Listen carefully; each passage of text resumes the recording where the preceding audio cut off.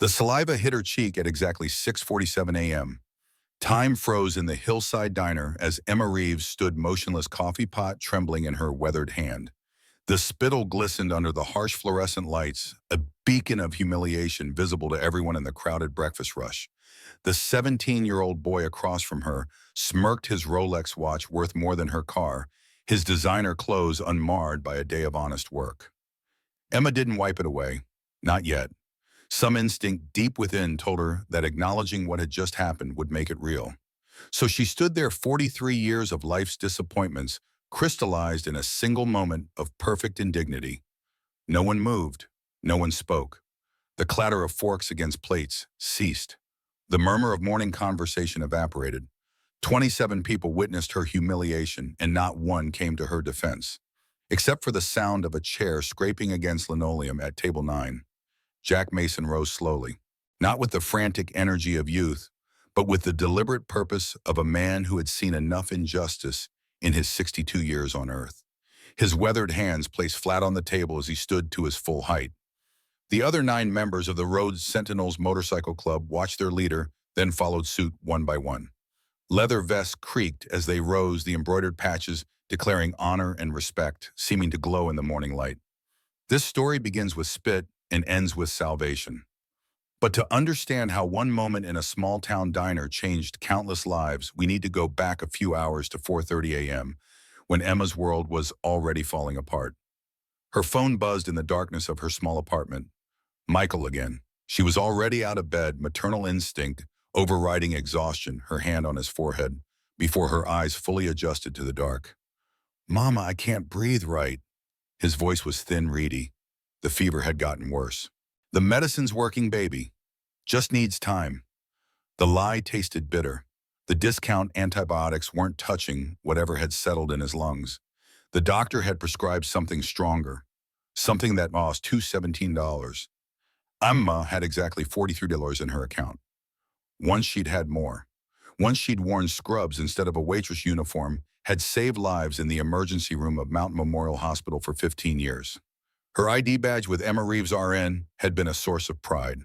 Then Pinnacle Healthcare had bought the hospital, restructured the staff, and suddenly her experience meant less than the salary they could save by replacing her with a new graduate. Now she wore a different badge, one that simply read, Emma, as if her last name and her identity beyond serving others no longer mattered. 6 years at the Hillside Diner had taught her that to some people it didn't. She kissed Michael's forehead. "Mrs. Chen's coming to check on you." "I'm 12, Mom. I know, baby. Humor me." What she didn't say was that 12 was the age she'd been when she started taking care of herself. When her father, a Vietnam veteran with more honor than money, had worked double shifts to keep them afloat after her mother left. He died 5 years ago, but she still wore his old nurse's watch. A Timex, nothing fancy, but it kept perfect time. Like him. The walk to the diner took 40 minutes in shoes with holes covered by cardboard inserts. Her car had died 2 months back. Transmission. The 800 repair estimate might as well have been 8 million. So she walked through the pre-dawn darkness, the Montana fall air biting through her thin jacket, thinking about antibiotics and rent and the impossible mathematics of poverty. She arrived at the diner at 5:50 a.m. Frank Miller was counting money at the register, not bothering to look up when the bell announced her arrival. 6 years of please and thank you and perfect service, and he still called her the new girl, sometimes still couldn't remember that Michael had asthma. "Coffee's low," he grunted, "and table 9 needs wiping. Those bikers leave rings." What Frank didn't know, what he'd never bothered to learn, was that those bikers tipped better than anyone else. They never complained, always addressed Emma by name, and treated her with a respect that Frank himself rarely showed. The Road Sentinels weren't what most people pictured when they heard motorcycle club. They weren't criminals or troublemakers. Most were veterans, former cops, or blue-collar workers who found brotherhood on the open road. Jack Mason, their president, had fought in the Gulf War. Tommy Harris had been a detective before a bullet to the knee forced retirement. Sarah Jenkins, one of 2 female members, had worked construction for 30 years. They arrived at 6:15 a.m. right on schedule. Through the window, Emma watched them park their motorcycles in a neat row, moving with the synchronized precision of people who trusted each other with their lives. Jack led them in his salt and pepper beard, neatly trimmed, his eyes taking in the diner with the situational awareness that never quite leaves a combat veteran. "Morning, Emma," he said, settling into the big corner booth that had been unofficially reserved for the Road Sentinels every Tuesday for years. "Morning, Jack. Usual for everyone." He nodded, but when she poured his coffee, he held her gaze a moment longer than normal. "Michael's still sick." Her hands paused. Jack remembered her son's name, asked about him regularly. Sometimes she wondered if Jack saw in Michael the son he'd never had. "He's fine," she lied, the words automatic. Jack looked at her the way fathers look at daughters who are lying badly. He didn't push, but his eyes said he knew better.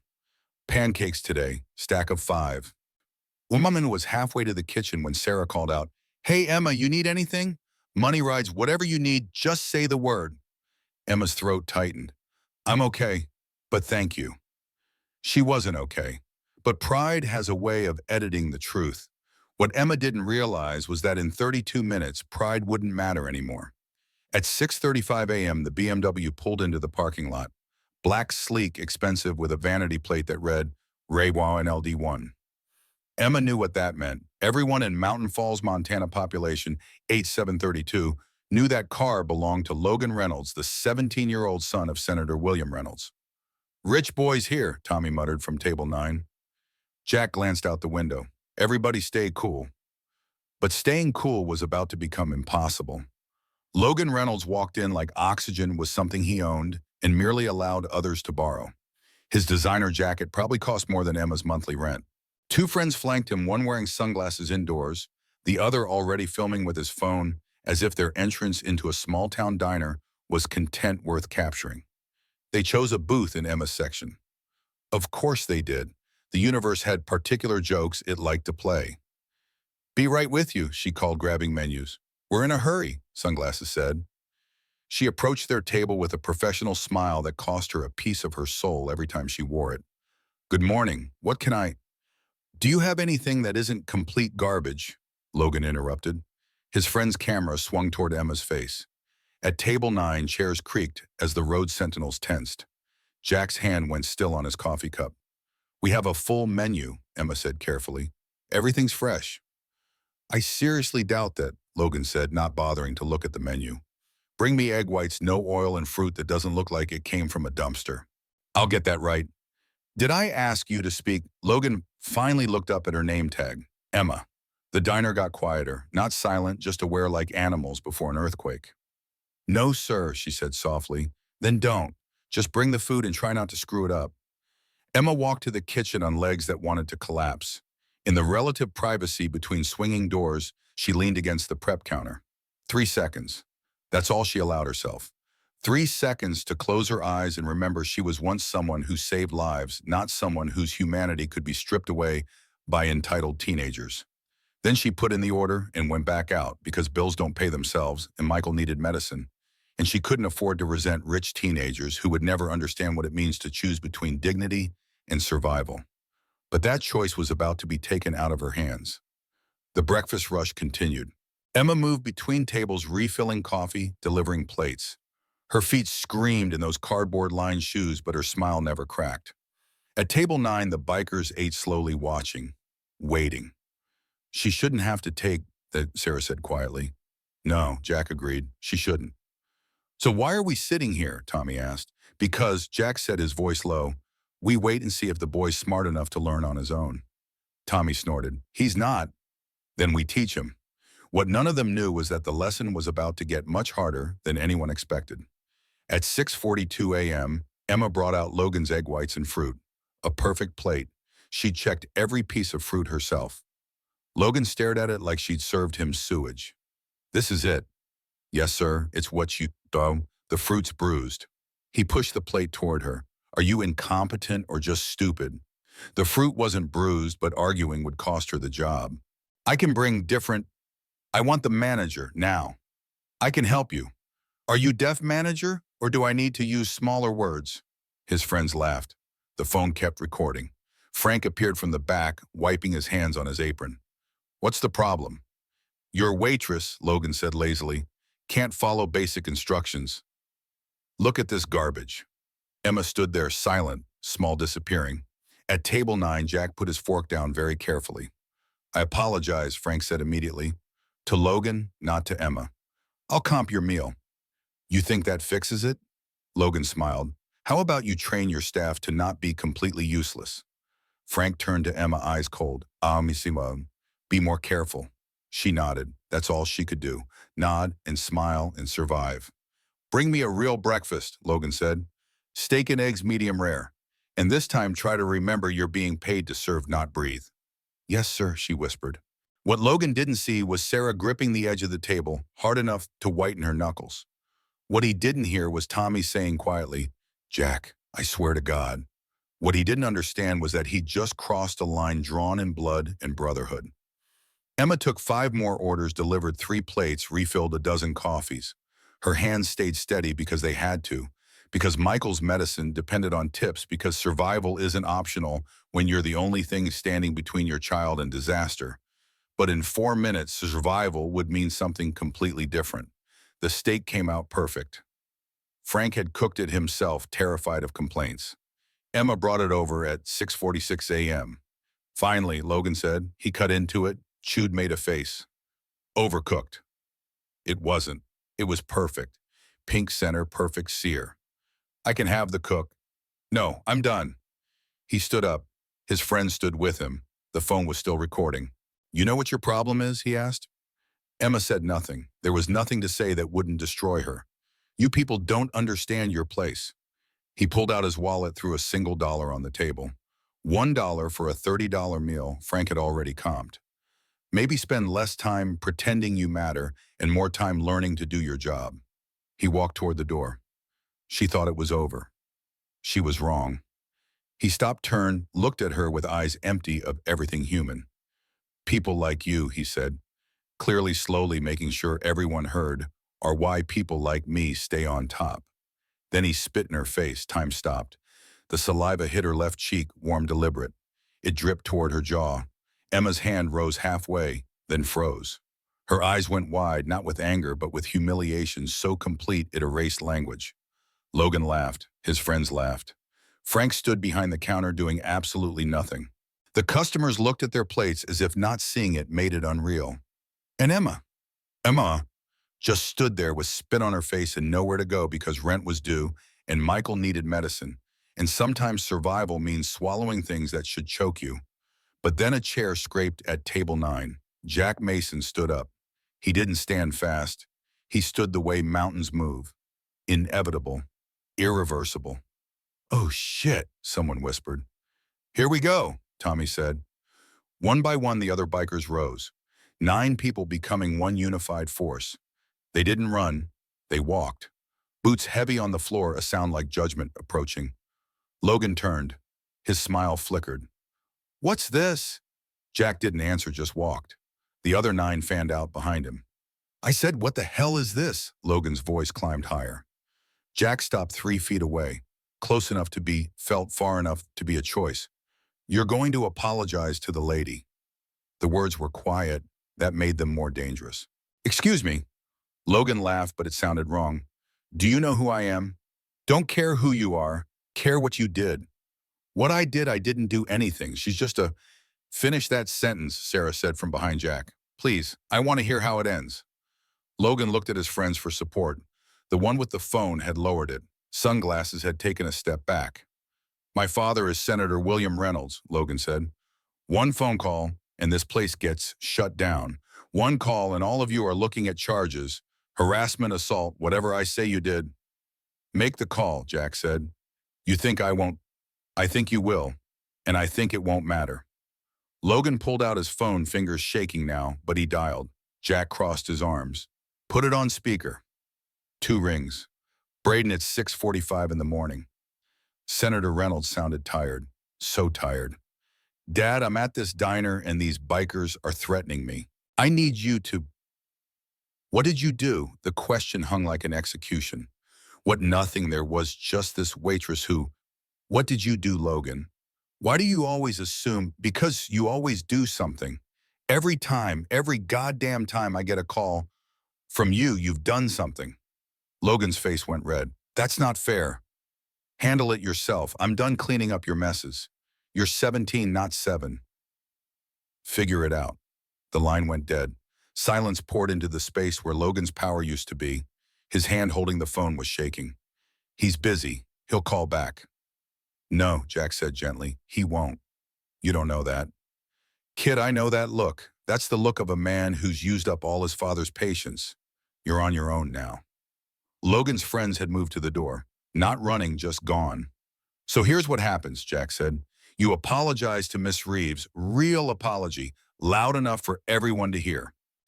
I don't apologize to Jack took one step forward, just one. But everything in that step, the weight, the certainty, the absolute conviction made Logan take 3 steps back. Let me tell you about my mother, Jack said. His voice dropped lower. The diner had become a church and his words were the sermon. She was a waitress, 42 years old, worked herself to death at a place just like this. One day, some businessman in an expensive suit, probably a lot like your daddy, decided she wasn't moving fast enough, yelled at her in front of everyone, called her stupid, lazy, worthless. He paused. She came home that day and cried for 3 hours. I was 12. Couldn't do a damn thing about it. I watched my mother, strongest woman I ever knew, break down because some rich jerk thought his money made him better than her. Jack looked at Emma. She still hadn't moved, still had spit on her face, still standing. I swore that day, Jack continued, that I'd never let it happen again. Not where I could stop it. Not where I could stand up. He turned back to Logan. So you're going to apologize and you're going to mean it, or we can do this the other way. What other way? Logan's voice cracked. Tommy held up his phone. Your friend there filmed everything. The disrespect, the spit, all of it. Be a real shame if that ended up online. Yale application committee might have questions. Your daddy's re-election campaign might have problems. Logan went pale. You wouldn't. Try us, Sarah said. The kid looked around. No friends, no father, no phone saving him. Just 10 bikers and a diner full of witnesses and the consequences of his choices finally coming due. I'm sorry, he mumbled. Louder, Jack said. I'm sorry. Look at her when you say it. Logan turned to Emma, really looked at her for the first time, saw the tears, the exhaustion, the dignity she'd maintained despite everything. I'm sorry, he said again. I was, his voice broke, not from remorse, not yet, from fear, but fear was a start. That's not enough, Jack said. Words are cheap. You need to understand what you did, really understand. I said I'm sorry. What more do you? You're working here. 3 days full shifts. The diner gasped. Emma gasped. What? Logan's eyes went wild. You heard me? You show up tomorrow at 600 a.m. You put on an apron. You take orders. You serve food. You get to stand where Ms. Reeves stands and see what it feels like to be treated the way you treated her. You can't make me. You're right, I can't. Jack crossed his arms. But that video exists, and small towns talk.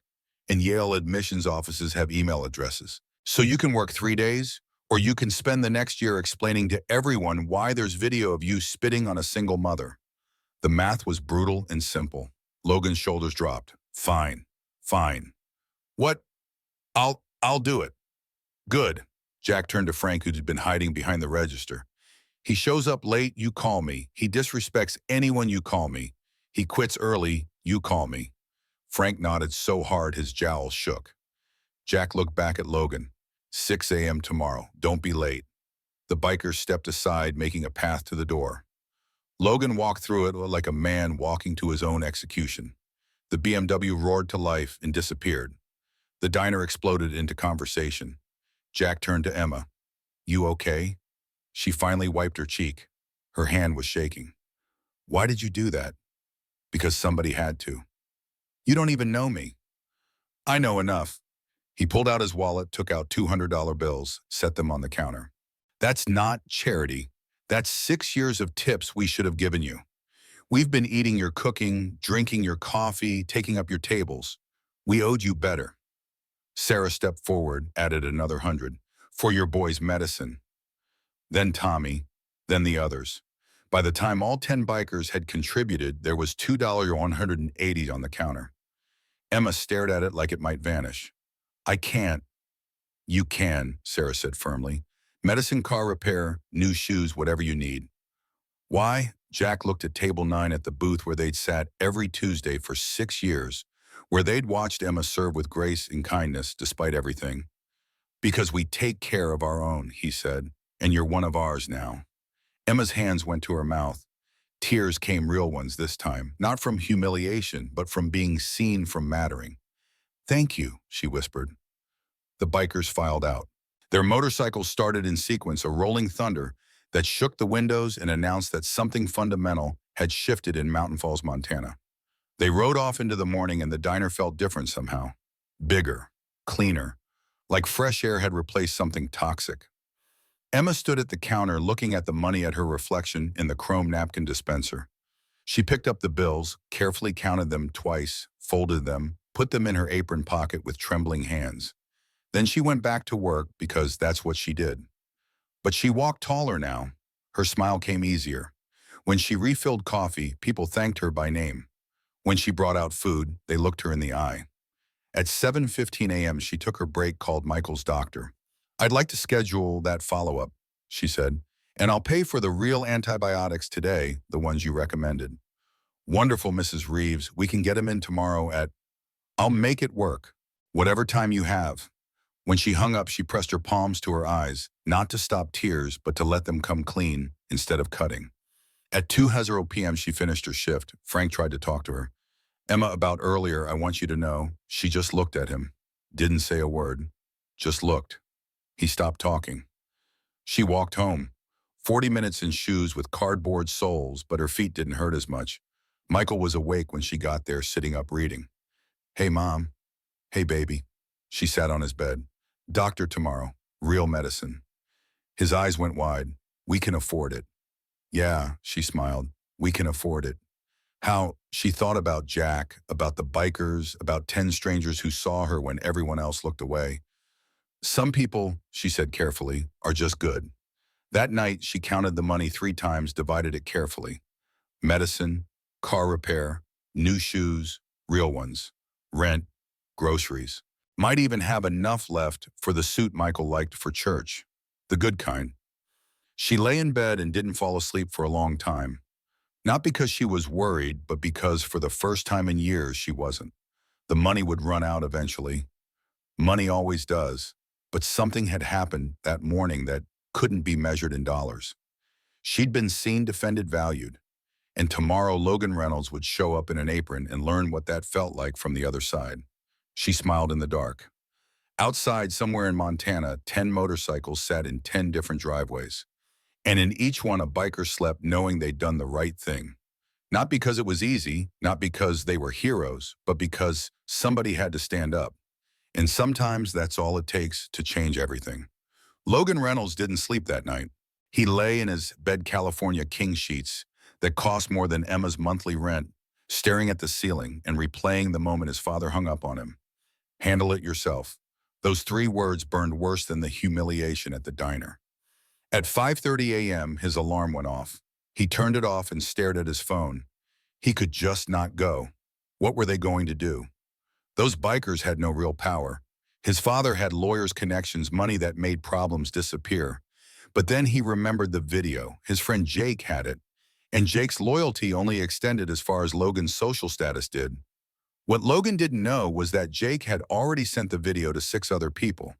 And what none of them knew was that by noon it would be everywhere. Logan Reynolds pulled into the Hillside Diner parking lot at 5:55 a.m., 5 minutes ahead of schedule.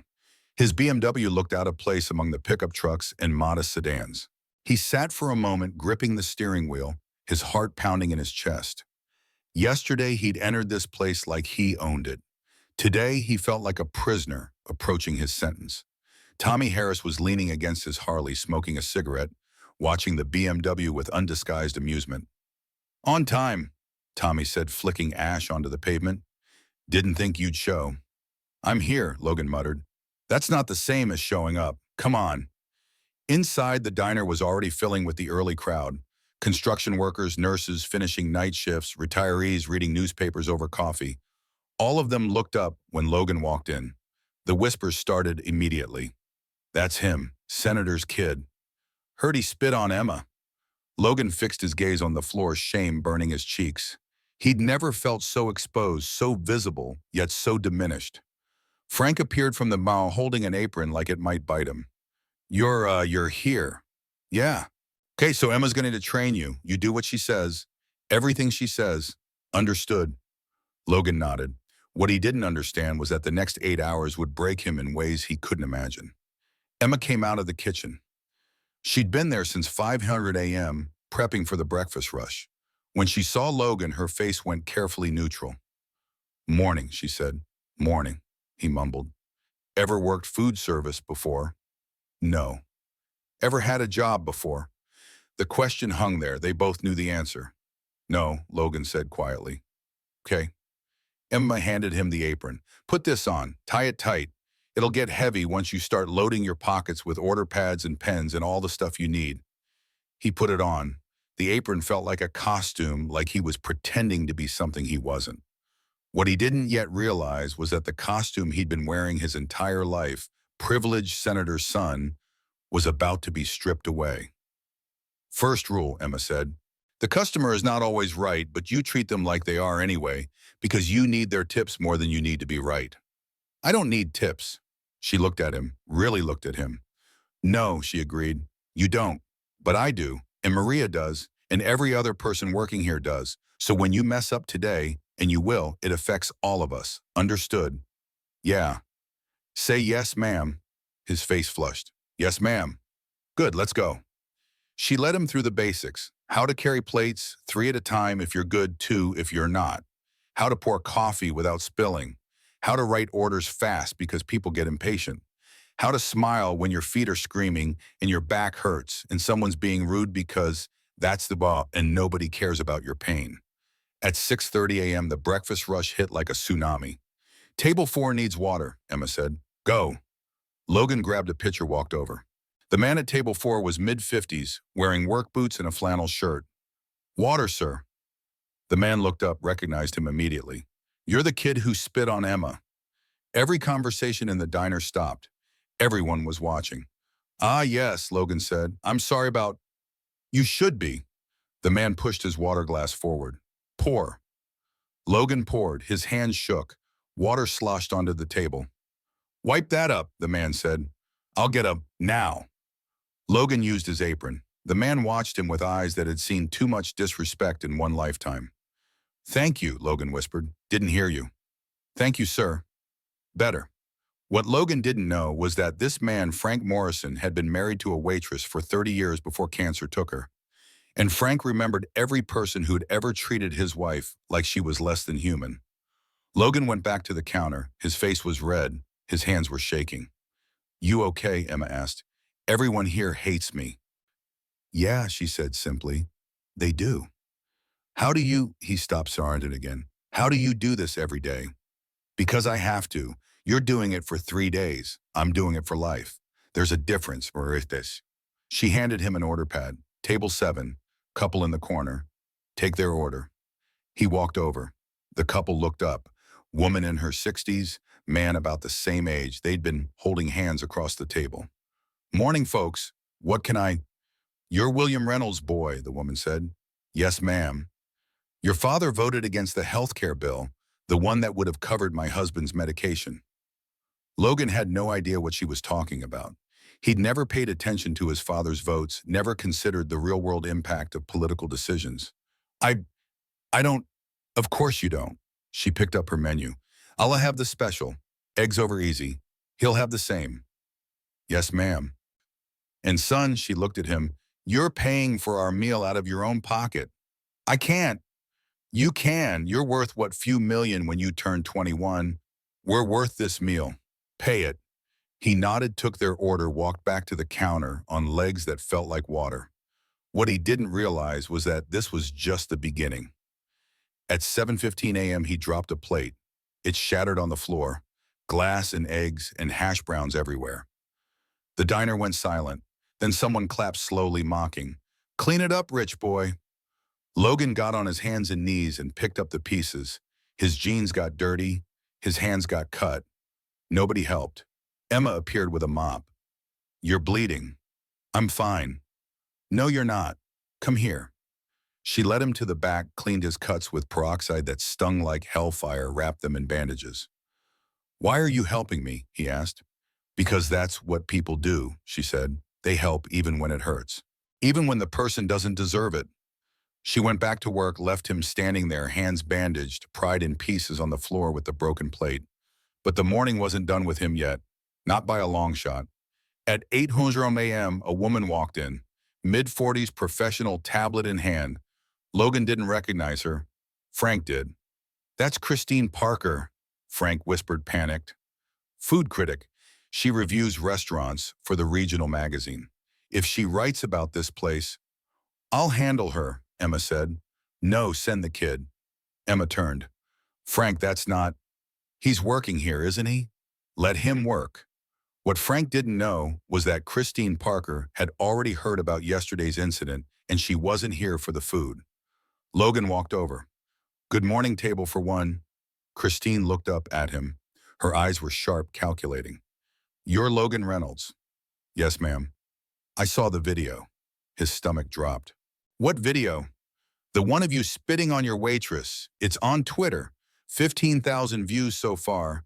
By tonight, it'll be 100,000. The floor tilted under him. It's online, everywhere." She sat down. "Coffee black, and I want to talk to Emma Reeves." Logan brought coffee with shaking hands, then got Emma. "Ms. Reeves." Christine stood and offered her hand. "I'm Christine Parker. I write for Mountain State Magazine. I'd like to interview you." "I don't—" Emma glanced at Frank. "I'm working." "I'll pay for your time. $500 for 30 minutes. Emma's eyes widened. $500. That was 2 weeks of groceries. Michael's medicine refill, the gas bill. "Okay," she said. "My break's at 8:30. What Emma didn't know was that this interview would change everything again. While they waited, Logan kept working. More orders, more coffee, more people recognizing him and making sure he knew exactly how they felt about what he'd done. At 8:30 a.m., Emma sat down with Christine in a booth. Logan watched from behind the counter, pretending to wipe it clean. "How long have you worked here?" Christine asked. 6 years. "And yesterday what happened?" Emma's hands folded on the table. "A customer was disrespectful. It happens." "He spit on you." "Yes." "How did that feel?" Emma was quiet for a long moment. "Like I didn't matter. Like I was so far beneath him that he could do that and nothing would happen. Like all the years I've worked here, all the times I've smiled through insults and cleaned up messes and served people who look through me like I'm invisible. Like it all proved he was right." Her voice cracked. "Like maybe I am invisible." Christine wrote quickly. "But something did happen. The Road Sentinels stood up for you." "They did." "Why do you think they did that?" Because Emma stopped thought. Because they see people, really see them. "Jack told me his mother was a waitress. He knows what it's like. And the boy," Christine glanced at Logan, "he's working here now for 3 days. Jack's idea. Do you think 3 days is enough?" "I don't know," Emma said honestly. "I don't know if 3 years would be enough. You can't teach empathy in 72 hours. Either you have it or you don't. Do you think he has it?" Emma looked at Logan. He was taking an order from an elderly couple. The woman was yelling at him because he'd forgotten to bring extra napkins. "I think," Emma said slowly, "he's learning what it costs to be human. Whether he can afford the price, that's up to him." What neither of them knew was that Logan's father had just seen the video, and Senator William Reynolds was on his way to the diner driving 90 miles an hour with his campaign manager calling every 5 minutes asking how to handle the PR disaster. The interview ended. Christine paid Emma in cash, 5 crisp $100 bills. Emma stared at them like they might disappear. "Use it well," Christine said. "And Ms. Reeves, you matter. Don't let anyone tell you different." She left. Emma went back to work, the money folded carefully in her apron pocket next to yesterday's $2,000. Logan watched her move between tables. She was limping slightly. Her feet hurt, obviously, but she never stopped smiling, never stopped being kind, even to people who didn't deserve it, even to him. At 9:45 a.m., the door opened. Senator William Reynolds walked in. The diner went silent. He was tall, silver-haired, wearing a suit that cost more than Frank paid in rent. His face was carved from stone and fury. "Logan," he said, not loud, didn't have to be loud. "Outside, now." Logan took off his apron, started toward the door. "No," Jack said. Everyone turned. Jack was sitting at table 9 with Tommy and Sarah. He'd been there all morning watching, waiting. "Excuse me," Senator Reynolds' voice could freeze water. "Your boy's working his shift. He walks out, now he doesn't come back. And that video, the one with 15,000 views and counting, becomes tomorrow's news cycle." The senator's jaw tightened. "You're threatening me." "Stating facts. Your son made a choice. Now he's living with it. You can either help him learn something, or you can drag him out of here and prove that money really does mean never having to face consequences. Your call." Father and son stared at each other across the diner. "You did this?" William asked Logan. "The video's real." Logan admitted, his voice barely audible. "Did you spit on that woman?" Silence. "Answer me, Logan." "Yes." The word fell like an axe. William's face didn't change, but something behind his eyes died. "Where is she?" Emma raised her hand slowly. "I'm Emma Reeves' senator." He walked over to stood in front of her. The most powerful man in Montana standing in front of a waitress. "I apologize," he said, "for my son, for not raising him better." His voice actually caught. "I don't know what happened. I don't know where I went wrong, but I'm sorry, truly." Emma looked at him, saw the exhaustion, the shame, the desperate recognition that his son had become something he didn't recognize. "He's learning," she said quietly.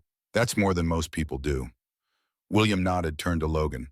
"You finish your shift, all 3 days. And when you're done, we're going to talk about who you are and who you're going to be, because right now I don't know." He left. The door closed behind him. The diner stayed silent for 10 seconds, then conversation resumed, quieter now, heavier with meaning. Logan stood there, his father's words echoing in his head. Right now, I don't know. What he didn't realize was that he didn't know either. And the not knowing was more terrifying than anything else. Emma touched his shoulder. "Your break. Take 15 minutes. He went outside, sat on the curb, put his head in his hands. Tommy came out, lit a cigarette. "You okay, kid?" "No." "Good, you shouldn't be." Tommy exhaled smoke. "You know why Jack made you do this? To punish me. To teach you. There's a difference, unless I didn't." Tommy sat down beside him. "You think you're special because your daddy's got money. But in there, yeah," he pointed at the diner, "nobody cares. They care if you show up, if you work hard, if you treat people right. That's it. That's the whole game. I don't know how to do that." "Then learn. You got 2 more days." Tommy went back inside. Logan sat there for 14 minutes. Then he stood up, wiped his face, and went back to work, because somewhere between the broken plate and his father's disappointment and Emma's kindness, he didn't deserve something had cracked open inside him. Not healed, not fixed, but cracked. And through the crack, light was starting to get in. The lunch rush hit at 11 a.m., harder than breakfast, faster, meaner. People who'd heard about the video specifically came to see the senator's son serving them food. Some were kind. Most weren't. "Extra ketchup. No more than that. More. Did I stutter? This coffee is cold. Make it again. You forgot my toast. What kind of idiot forgets toast?" Every order, every complaint, every small cruelty he'd watched other people endure without thinking about it. Now he understood. By 1:00 p.m., his feet hurt so badly he wanted to cry. His back ached, his hands were raw. He'd spilled 2 more drinks, forgotten 3 orders, and gotten yelled at by Frank twice. Emma appeared beside him. "Drink this." She handed him water. He drank it like he'd been lost in a desert. "How do you do this?" he asked again. "1 table at a time, 1 customer at a time, 1 day at a time." She paused. "And I remember why I'm doing it. For Michael, for our home, for our life. What are you doing it for?" He had no answer, but he was starting to think maybe he needed to find one. At 2:00 p.m., his shift ended. He took off the apron. His shirt was stained with coffee and grease. His jeans were ruined. His hands were shaking. Frank counted out his tips. $43. "That's it." Logan stared at the money. "That's it," Frank said. "Welcome to the working class." Logan took the money, $43 for 8 hours of work. Emma made that in half a shift on a good day, and she'd been doing it for 6 years.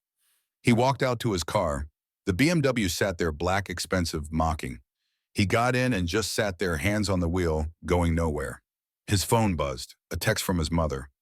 Your father's campaign manager wants to do damage control. Photo op at the diner. You serving food looking humble. They think it'll help. Logan stared at the message. Thought about Emma, about Jack, about Tommy saying you think you're special because your daddy's got money. He texted back, no. Just that, no. His mother called immediately. Logan, this could save your father's campaign. I don't care about his campaign. You don't mean that. I do. I'm not turning this into a PR stunt. I messed up. I'm fixing it. That's it. He hung up, turned off his phone. What he didn't know was that Christine Parker's article would go live tonight, and by tomorrow morning, everything would change again. He drove home. His mother was waiting in the kitchen. 3 days, she said. Then what? I don't know. Your father's disappointed in you. I know. I'm disappointed in you. That hurt worse. I know, Mom. Victoria Reynolds poured herself wine. When I was 19, I was a waitress. Did you know that? Logan looked up. What? Before I met your father, I worked at a diner in Billings, place called Ruby's. I worked there for 2 years, saved every penny for college. You never told me that. Because your father wanted that part of my life erased, thought it looked bad for his image. So I let it go, let myself forget. She sipped her wine. But I never forgot the day some man, a doctor, I think, told me I was too stupid to get his order right. He said it in front of everyone, and nobody stood up. Nobody said a word. Her hand was shaking. I went home that night and cried just like that woman, Emma. Probably wanted to cry. She didn't cry, Logan said quietly. Not until after, when the bikers gave her money. Then she cried. Victoria looked at her son, really looked at him. You're going back tomorrow. Yeah. Good. She set down her wine. Maybe you'll learn something I had to forget. She left him alone in the kitchen. He sat there until dark, thinking about the day, about the broken plate and his father's face, and the $43 in his pocket that suddenly felt heavier than anything he'd ever earned. Because he hadn't earned it. Not really, he just survived. But survival, he was learning, was its own kind of lesson. And tomorrow the lesson would continue. Logan woke up at 4:45 a.m. to his phone exploding with notifications. He turned it back on to set his alarm and immediately regretted it. 53 text messages, 22 missed calls. His Twitter mentions had gone from manageable to nuclear. The article had dropped at midnight. Senator's son learns humility one plate at a time inside the viral video that's reshaping Montana politics. Christine Parker hadn't held back. She detailed everything. The spit the bikers, the forced apology, the 3-day sentence. But she'd also done something Logan hadn't expected. She'd interviewed other people, people he didn't know existed. Jack Mason's quote hit him first. We don't want to destroy this kid. We want him to understand that respect isn't given based on bank accounts. It's earned through how you treat people when nobody's forcing you to be decent. Then Emma's, I hope he learns something, not for me, for himself. Because living your whole life thinking you're better than other people, that's not living. That's just existing in a very expensive prison. But the comment that made him put his phone down and stare at the ceiling came from his own mother. Victoria Reynolds had talked to Christine without telling him, without asking permission. I was a waitress once, she'd said in the article. My son didn't know that. I erased that part of my life to fit into the world my husband built. But watching Logan go through this, it's making me remember who I was before I decided shame was an acceptable price for comfort. Maybe we both needed to learn this lesson. Logan got dressed slowly. His body hurt everywhere. Muscles he didn't know existed were screaming. His feet had blisters. His hands were still raw from yesterday's broken plate. But he showed up at 5:55 a.m. anyway. What he didn't know was that the diner's parking lot would be packed with news vans. He pulled in and counted 5 different camera crews. A reporter saw him immediately. Logan Reynolds, how does it feel to... He kept walking head down straight to the door. Tommy was standing guard like a bouncer. Morning, kid. What's happening? You're famous, viral famous, the bad kind. Tommy blocked a cameraman trying to follow Logan inside. Diner is closed to press. You want coffee? Fine. You want a story? Leave. Inside, the diner was chaos. Every booth was full. Standing room only. People were waiting outside despite the cameras. Frank was sweating behind the register trying to manage 3 times his normal morning crowd. Emma saw Logan and waved him over. "Tie this on fast. We're drowning." He put on the apron. His hands were shaking. "Why are all these people here?" "Because of you. Half of them want to see if you're really working. Other half want to support me. Either way, we need to move." She handed him an order pad. "Tables 12 through 15. Go."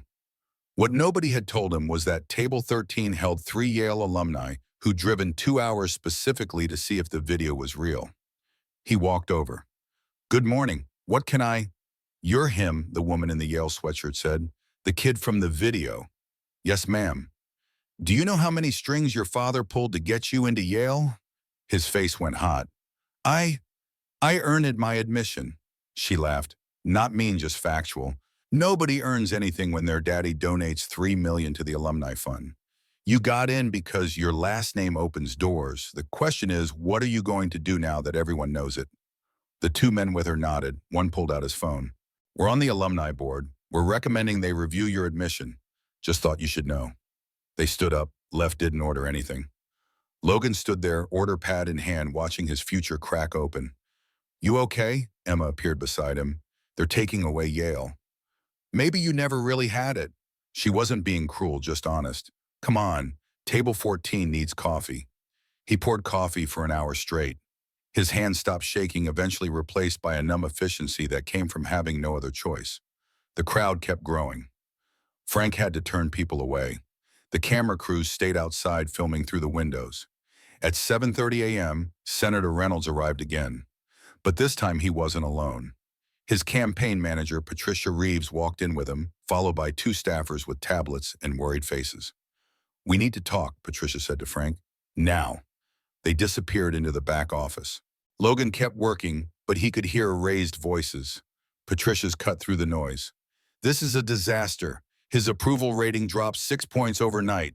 6 points. We need damage control, and we need it now." "What do you want from me?" Frank sounded terrified. "A press conference. Here. Today. The senator, the boy, the waitress. Reconciliation, forgiveness, a teaching moment. We spin this into family values and second chances. I don't think Emma will. Emma will do what's best for everyone, including herself. We'll make a donation. 20,000 to her, another 20 to the diner. Everybody wins."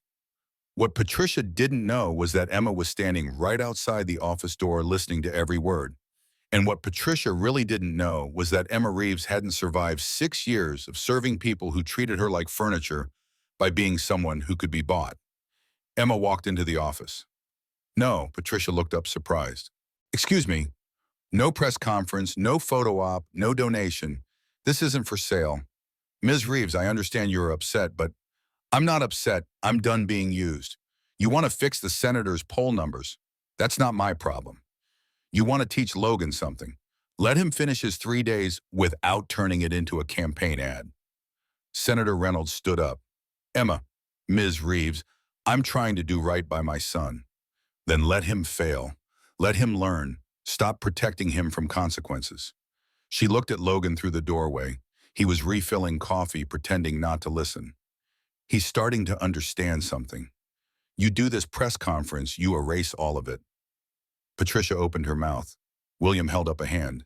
"She's right," he said quietly. "Sir, we can't just—" "She's right." He looked at Emma. "Thank you for being more honest than anyone on my staff has been in 10 years. He walked out. Patricia and the staffers scrambled after him, already on their phones, already spinning a new strategy. Emma went back to work. Logan intercepted her at the coffee station. "You just cost yourself $40,000. "I know." "Why?" She looked at him. "Because some things matter more than money. You'll figure that out eventually. Or you won't."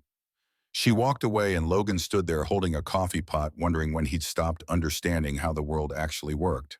But the morning wasn't done teaching him lessons. At 9:30 a.m., a man walked in, late 60s, wearing a Vietnam veteran's cap and a jacket with patches from places Logan couldn't pronounce. He sat at the counter. Jack saw him first. "Jimmy didn't know you were back in town. Got in last night, heard about the excitement." Jimmy looked at Logan. You the kid? Yes, sir. Come here.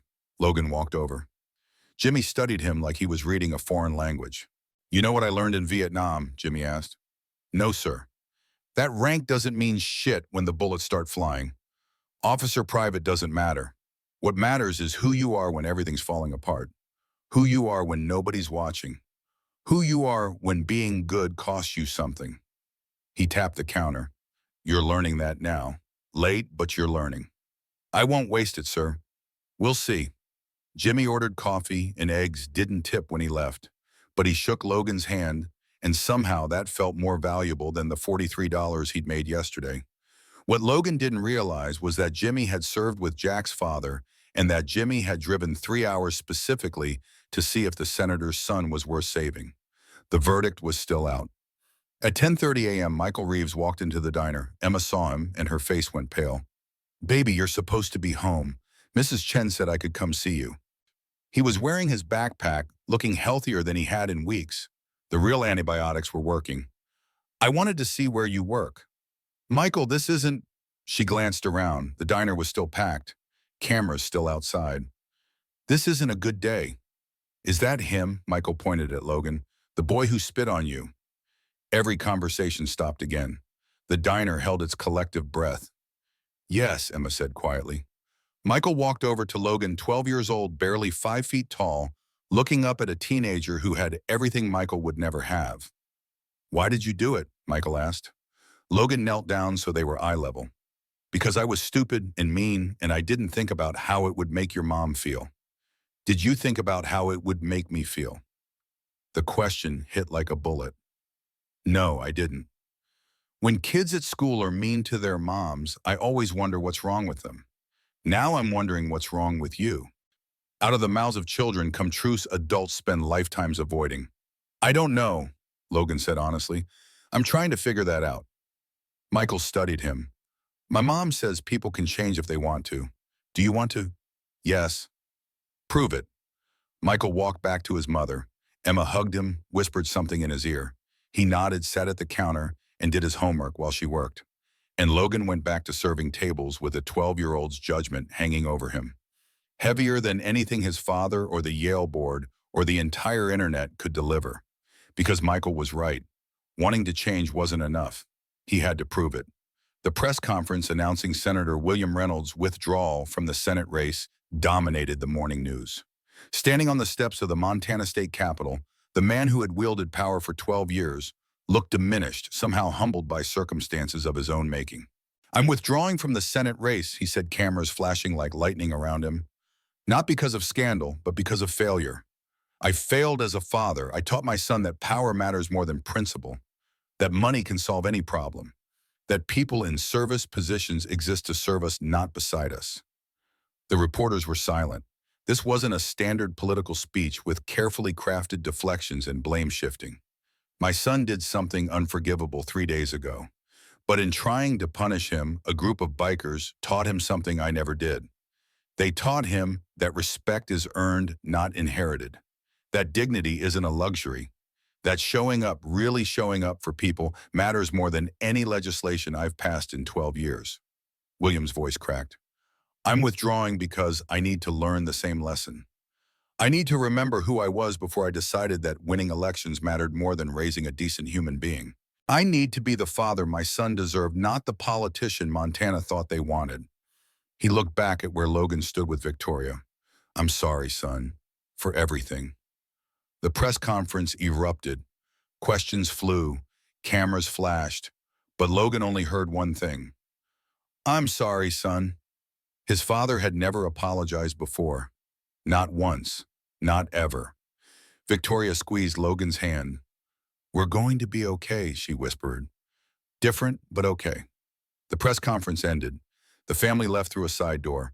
Outside reporters were already spinning narratives, crafting headlines, turning a moment of genuine vulnerability into tomorrow's news cycle.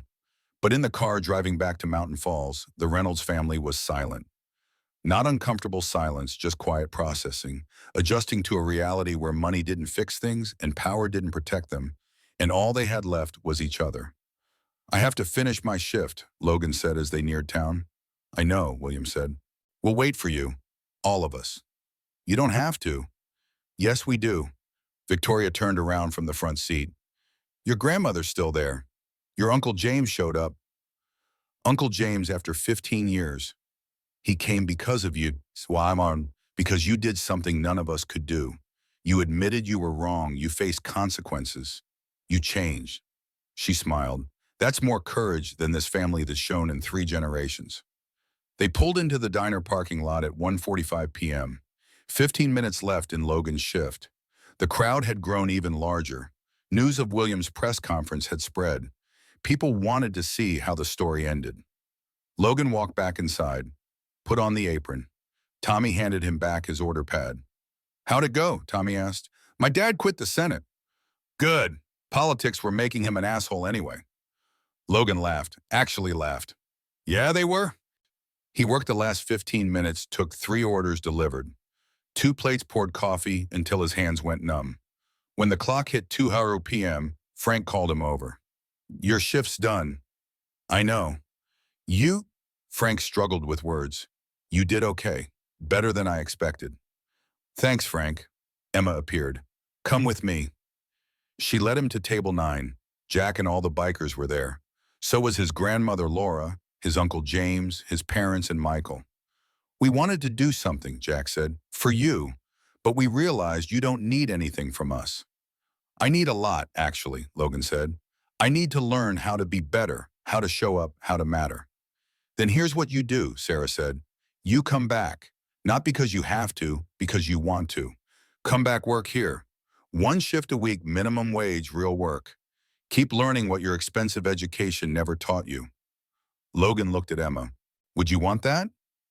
Would you actually do it? Would you, she asked, or is this just another moment that sounds good?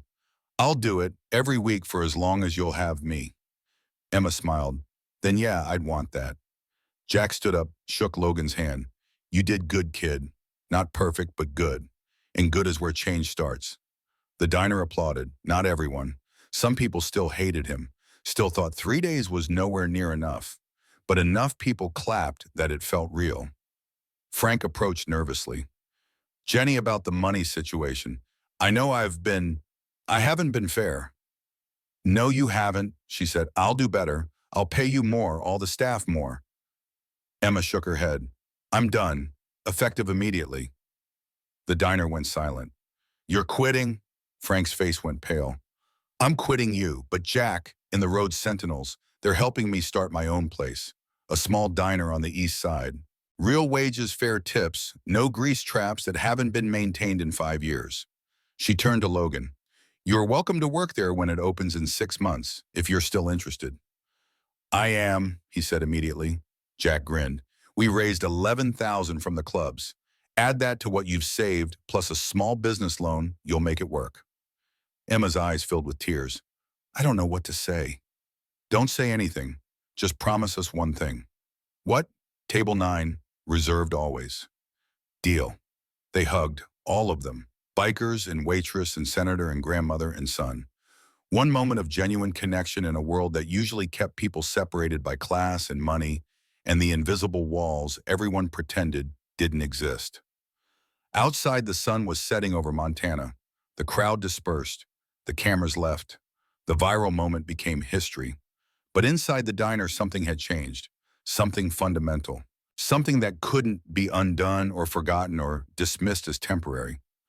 Logan Reynolds had learned what it meant to be human, and in learning, he taught his family the same lesson. That night, the Reynolds sat together in their kitchen. Not the formal dining room. The kitchen. They ordered pizza, something they hadn't done in years, and ate it off paper plates. What now? Logan asked.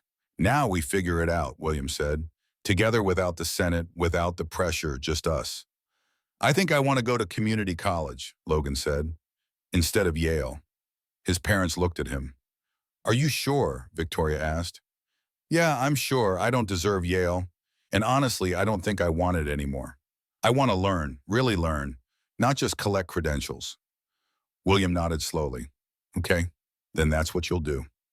They finished their pizza, cleaned up together, and for the first time in 17 years, the Reynolds house felt like a home instead of a museum. 5 months passed like water through fingers fast when you weren't paying attention, slow when you counted the days. Emma's diner, she'd named it Emma's Place, was set to open on May 15th. The construction had taken longer than expected. Permits, inspections, surprise electrical issues that ate through her budget. But Jack and the Road Sentinels kept fundraising. The community kept showing up. And slowly, painfully, the building on East Pine Street transformed from abandoned hardware store to functioning restaurant. Logan kept his promise. Every Tuesday morning, 6:00 a.m., he showed up at the Hillside Diner. Frank had tried to fire him twice, once for disrupting the atmosphere and once for reminding customers of that incident. But Emma had quit by then, and the other staff threatened to walk if Logan left. Turned out people liked working with someone who'd been humbled.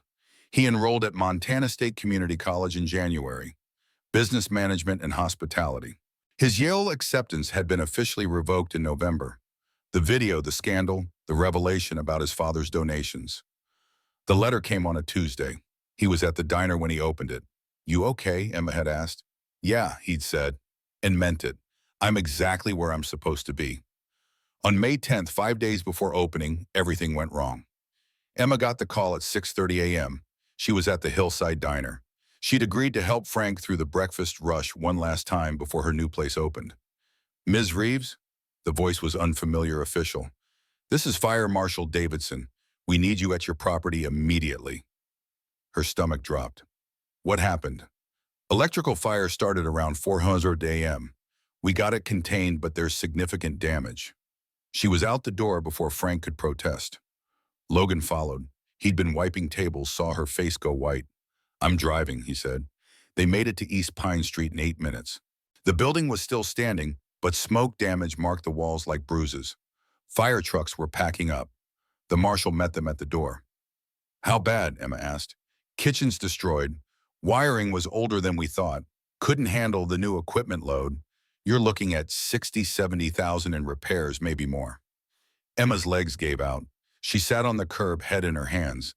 What the fire marshal didn't tell her, what nobody knew yet, was that the electrical inspector who'd signed off on the wiring had been cutting corners for years. He'd be arrested within a week. But that wouldn't rebuild Emma's kitchen. "I don't have $70,000, she whispered. Logan sat beside her. "Then we'll find it." "How I've already borrowed everything I can. Used every penny from the Road Sentinels fundraiser. Took out a loan I can barely afford. There's nothing left." "There's always something left." He pulled out his phone, made a call. "Dad, I need your help. Not your money, your connections." What happened next would prove that sometimes the people who hurt you become the ones who save you. William Reynolds had spent 6 months rebuilding his life. No Senate, no campaign, no political future. He'd taken a job teaching government at the University of Montana, adjunct professor, making a fraction of what he'd earned in politics. But he'd also started connecting with people again. Real people, not donors, not constituents, just humans. He made 7 phone calls that morning. By noon, he'd arranged for 3 local contractors to donate labor. By 2:00 p.m., he'd convinced a supplier to provide materials at cost. By 5:00 p.m., the Road Sentinels had rallied 15 other motorcycle clubs to help with demolition and reconstruction. "We can have you open in 3 weeks, William told Emma. "Not 5 days, but 3 weeks if everyone works."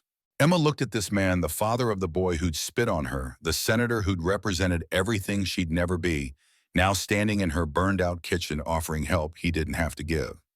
"Why?" she asked. "Because my son learned something from you, and I'm trying to learn it too. That showing up matters, that people matter, that doing the right thing isn't about headlines, it's just about showing up." She nodded, couldn't speak, just nodded. What nobody expected was who else would show up. By the next morning, the story had spread, not because reporters picked it up, they'd moved on to newer scandals, but because small towns talk and good news travels faster than bad when people actually care. Victoria Reynolds arrived at 7:10 a.m. with coffee for everyone and a checkbook. "I'm not trying to buy anything," she told Emma, "but I have money sitting in an account doing nothing. Let it do something good." She wrote a check for $20,000. Emma tried to refuse. "It's not charity," Victoria said firmly. "It's an investment. I want 5% ownership in Emma's Place. I want to be part of something real for once in my life." Emma looked at the check, looked at Victoria, saw something familiar in her eyes. The exhaustion of pretending to be someone you're not. Deal, Emma said. But you're working the grand opening, apron and everything. Victoria smiled. I was hoping you'd say that. Frank showed up at noon, didn't say anything at first, just started helping tear out damaged drywall. After an hour, he approached Emma. I was a bad boss, he said. I knew it. Did it anyway. Easier to underpay people than to admit I was barely making rent myself. Frank, let me finish. He wiped sweat from his face. You deserve better. They all did. I'm closing the Hillside Diner. Selling it. Whatever I get, half goes to you for back wages I should have paid years ago. Emma's eyes widened. You're closing? Can't compete with you anyway, not when you actually treat people right. He almost smiled. Figure maybe I'll retire. Fish more. Stop being an asshole. It's never too late to stop being an asshole, Tommy said, walking past with a load of debris. Frank laughed, actually laughed. Yeah, I guess not. What Frank didn't say, what he'd never tell anyone, was that watching Emma get spit on and him doing nothing had eaten at him for 6 months every night, every morning. The shame of his cowardice had become unbearable. Closing the diner wasn't charity, it was penance. The construction became a community event. People showed up who'd never met Emma, contractors, teachers, students from Logan's Community College. The story had touched something. The idea that dignity could be defended, that cruelty could be answered, that change was actually possible. Michael came every day after school, now 13, healthier than he'd been in years. He brought sandwiches for the workers and asked 1,000 questions about construction. Can I work here when it opens? He asked his mother. You're 13. I'll be 14 in 3 months. That's legal working age with parental permission. I checked. Emma hugged him. You're supposed to be a kid. Play, have fun. I am having fun. I like this. Building something, being part of something. And what Michael didn't know was that in 5 years he'd be managing Emma's place while Emma opened a second location. But that morning he was just a kid who wanted to help his mother's dream come true. Logan worked 18-hour days classes in the morning construction until midnight. His hands developed new calluses on top of old ones. His back hurt permanently. His father asked if he was overdoing it. Probably, Logan admitted, but I owe her this. You don't owe her anything. You served your 3 days. I don't mean the debt from the spit. I mean the debt from watching her teach me how to be human. That debt doesn't have a time limit. William understood. He worked alongside his son, learning how to use tools he'd never touched, taking orders from contractors who'd voted against him, sleeping 4 hours a night, and feeling more alive than he had in 20 years. On May 28th, 2 weeks after the fire, Jack walked through the rebuilt kitchen, tested the stoves, checked the electrical, ran water through every sink. It's good, he announced. Better than good, it's right. We're opening June 1st, Emma told the assembled workers. 50 people stood in the dining room, exhausted and paint-splattered and proud. I can't pay most of you, can't thank you enough, but you're all invited to the grand opening and you all eat free for life.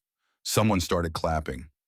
Then everyone, not polite applause, real celebration, the kind that comes from building something together that matters more than money. What Emma didn't say, what she was still processing, was that she'd gone from waitress with a broken car to restaurant owner with a community in 6 months. And none of it would have happened if a spoiled teenager hadn't spit in her face.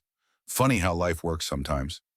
The grand opening was scheduled for Saturday, June 1st at 6 a.m. They'd feed the first 100 customers for free. Expected maybe 200 people total for the day. By 5:30 a.m., there were 500 people in line. By 6 a.m., the line stretched 3 blocks. News crews showed up not because it was a slow news day, because Christine Parker had written a follow-up article. From viral humiliation to community resurrection, how a Montana waitress built a dream on the ashes of cruelty. The article had gone more viral than the original video. 8 million views shared by celebrities, politicians, everyday people who saw something in Emma's story that resonated with their own struggles. But inside Emma's place, Emma wasn't thinking about viral moments or articles or fame. She was thinking about the pancakes burning on the stove because she'd forgotten to flip them. Maria, her new cook formerly from Hillside Diner, grabbed the spatula. Breathe, I got this. There's too many people. We can't. We can. You hired good people, trained us right. Now let us work. Emma stepped back, watched her staff move through the kitchen like a choreographed dance. Watched Logan take orders at Table 9, the big booth she'd reserved for the Road Sentinels, now packed with bikers who'd made this possible. Watched Victoria Reynolds serve coffee with a smile that looked like freedom. Watched Michael bust tables with the kind of pride that comes from seeing your mother succeed. Watched her dream become real. At 800 a.m., a commotion at the door. Security personnel entered first, followed by Governor Linda Hayes. The restaurant went silent. Mr. Reeves, Governor Hayes approached. I wanted to congratulate you personally and to offer something. She handed Emma an envelope. Inside was a formal letter. I'm proposing new state legislation, the governor said. Mandatory dignity training for all food service positions, fair wage requirements, protection from harassment. We're calling it the Reeves Act. Emma read the letter twice. You're naming it after me. You started something here. Showed us that respect isn't negotiable, that defending someone's dignity isn't radical. It's required. We want to make that law. The restaurant erupted in applause. Emma couldn't speak, just held the letter like it might vanish. What Governor Hayes didn't say what she'd tell Emma later in private was that she'd been a waitress too. 23 years ago before law school, and nobody had defended her when a customer threw hot coffee in her face because his eggs were cold. She'd carried that shame for 2 decades. Watching Emma refuse to be ashamed had healed something the governor didn't know was broken. At noon, Senator Reynolds' replacement, newly elected Senator David Anderson, arrived with his family. He waited in line like everyone else. When he finally got a table, he asked for Emma. I worked my way through college as a short-order cook, he said. I know what it's like in the trenches, and I'm telling everyone in Helena that Emma's place is where I eat when I'm home. Why, Emma asked. Because this place stands for something. People matter here. Dignity isn't a luxury, it's the foundation of everything. That's what I want our state to remember. The day stretched into evening. They'd planned to close at 800 p.m. At 7:45, there were still people waiting. Emma made the call. We stay open until the line's gone. Everyone who waited deserves to eat. They served the last customer at 11:30 p.m. A young woman, college-aged, wearing a university sweatshirt. I'm studying hospitality management, she told Emma. My professor made us watch your story, said it's required viewing for anyone who wants to work with people, said dignity is the foundation of service. Your professor's right. I want to work here. When I graduate, I want to learn from you. Emma handed her an application. Fill this out. We're hiring. The girl left with the application clutched like a treasure. The staff cleaned up in exhausted silence. At midnight, Emma locked the door. Jack and the Road Sentinels were still there, Table 9 waiting.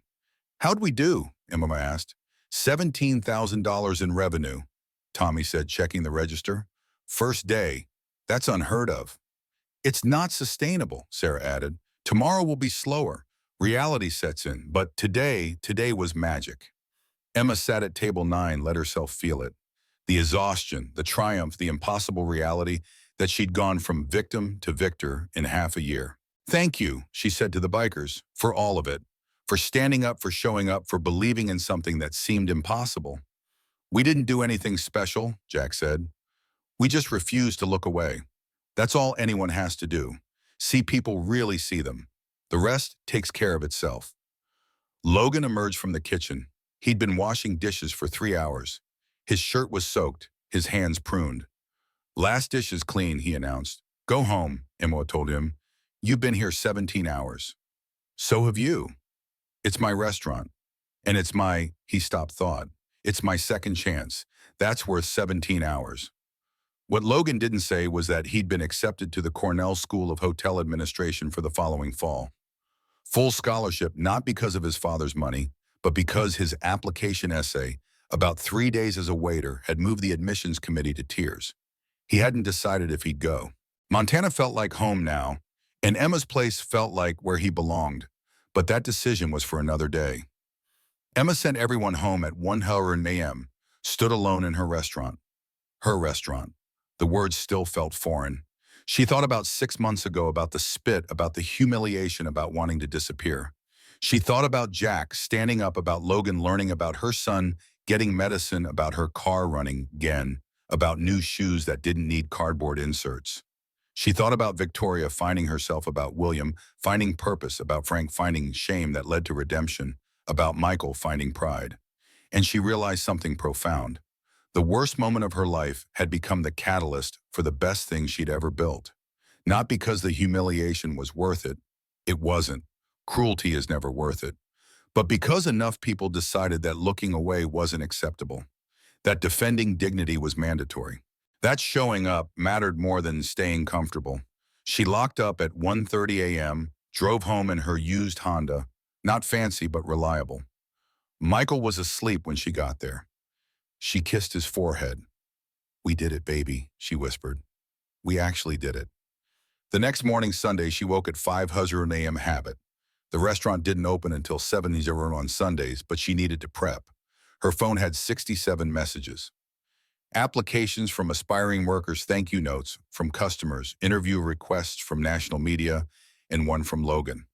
"I'm taking the Cornell scholarship, but I'm coming back. Every summer, every break, Emma's Place is part of who I am now. Thank you for teaching me that who I am matters more than what I have. See you Tuesday at 6:00 a.m. She smiled, replied, "Bring your apron. Table 9 will be waiting." Emma's Place became a Montana institution. Within a year, they'd opened a second location. Within 3, there were 5 across the state. Each one reserved Table 9 for the local motorcycle club. Each one paid fair wages. Each one operated on Emma's principle: dignity, first, profit, second. The Reeves Act passed the Montana legislature in November. Other states adopted similar laws. Within 5 years, hospitality workers across America had protections they'd never had before. All because a woman refused to accept that being spit on was just part of the job. All because 10 bikers refused to look away.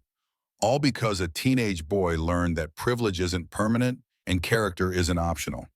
All because a community decided that defending dignity was everyone's responsibility. Logan graduated from Cornell, came back to Montana, became Emma's business partner. William never returned to politics, taught for 15 years, wrote a book about failure and redemption that became required reading in leadership courses. Victoria opened a nonprofit helping former service workers transition to ownership. Frank sold the Hillside Diner, gave Emma half like he'd promised, spent his retirement volunteering at a food bank trying to give back what he'd taken. Michael graduated high school with honors, got a full ride to business school, came back and managed Emma's Place while his mother expanded, eventually took over completely when Emma retired. And Jack kept riding, kept sitting at Table 9 every Tuesday, kept watching over people who needed defending because that's what he did. That's who he was, not a hero, just a man who refused to look away. 10 years after the spit, a reporter asked Emma if she ever regretted what happened. "Regret the humiliation every day," she said, "but regret what came after, never. That moment showed me who I was, showed my son what strength looks like, showed a community what happens when people care more about each other than about staying comfortable." What would you tell your younger self, the woman standing there with spit on her face? Emma thought for a long moment. "I'd tell her what Jack told me that day. You're worth 10 of him, maybe 100, and everyone watching knows it. I'd tell her that the worst moments don't define us. How we respond defines us, and how others respond reveals who they really are." And Logan, what would you tell him? "I'd tell him what I tell him every Tuesday morning when he shows up to work. Thank you for proving people can change. Thank you for showing up. Thank you for mattering." The interview ended, the article ran, life continued, and every Tuesday morning at 6:00 a.m., Table 9 filled with bikers who believed that dignity wasn't a luxury, it was a requirement. That respect wasn't given based on bank accounts, but earned through how you treated people when nobody forced you to be decent. That showing up, really showing up, was the only currency that actually counted. Because sometimes the smallest act of courage starts a wildfire, and sometimes that wildfire doesn't destroy. It rebuilds. Better, stronger, more human.